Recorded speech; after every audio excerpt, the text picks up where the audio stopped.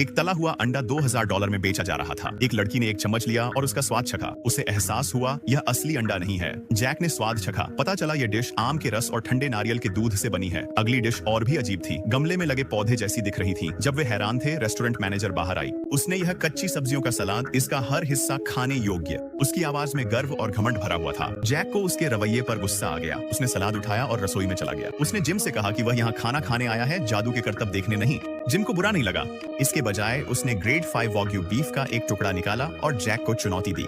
Jack ने तय किया कि वह उपलब्ध चीजों से ही असली खाना बनाकर दिखाएगा। उसने एक चाकू उठाया और हरी प्याज को छोटे छोटे टुकड़ों में काटा, फिर उन प्याजों को गरम तेल में डाल दिया। उसने जल्दी से बीफ को पतली पट्टियों में काट लिया। उसने बीफ को ग्रिल किया और प्याज के साथ मिलाया, फिर उसे तेज आंच पर जल्दी से भून लिया। उसने तिल का तेल, जीरा और अन्य मसाले डाले। कुछ ही देर में एक स्वादिष्ट और लजीज डिश तैयार हो गई। जैक वाकई में माहिर था, लेकिन जिम प्रभावित नहीं हुआ। उसने एक ब्लो टॉर्च निकाला और वाग्यू को परफेक्ट मीडियम रेयर तक सीयर किया। उसने स्टेक को बराबर टुकड़ों में काटा और सावधानी से हरे पत्तों पर सजाया, हर एक बारीकी का ध्यान रखते हुए। उसने एक माचिस जलाई और खास किस्म की लकड़ी से धुआं बनाया। उसने बीफ को कम तापमान पर 30 मिनट तक स्मोक किया। नतीजा था एक नरम और सुगंधित वाग्यू स्टेक। जिम मानता था कि पारंपरिक चीनी खाना पुराना और अपरिवर्तित है। उसे पूरा यकीन था कि जब वह घर लौटेगा तो राष्ट्रीय कुकिंग प्रतियोगिता जीत जाएगा। जैक ने स्टेक उठाया, उसे सूंघा और माना कि जिम में वाकई हुनर है। बिना कुछ कहे वह मुड़ा और चला गया। जिज्ञासावश जिम ने जैक द्वारा बनाई डिश का स्वाद चखा। जैसे ही उसने एक निवाला लिया, वह हैरान रह गया। बीफ बेहद नरम था और उसमें ताजगी का स्वाद भी बरकरार था।